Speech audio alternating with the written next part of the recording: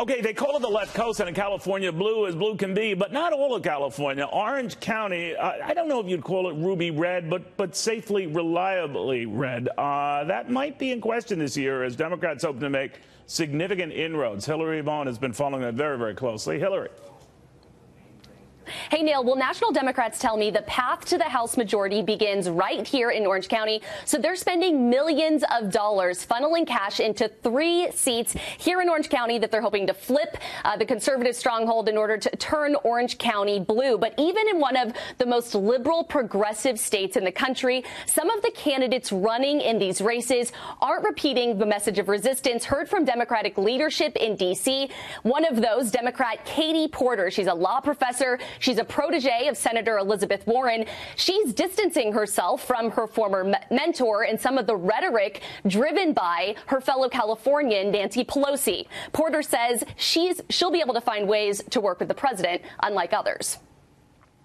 When I'm on the campaign trail, I don't hear a lot about the same issues that are on political talk shows. Folks are not talking about impeachment. They're not talking about Kavanaugh. They're talking about the issues that matter in their lives.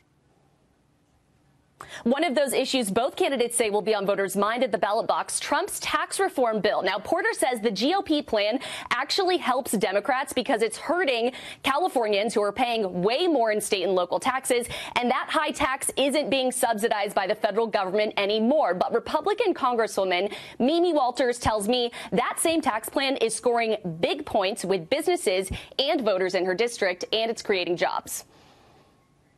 My opponent has to appease a good portion of my voters in order to win this election. And so she is flip-flopping, and she's telling you whatever she wants to tell you, depending on who she's talking to.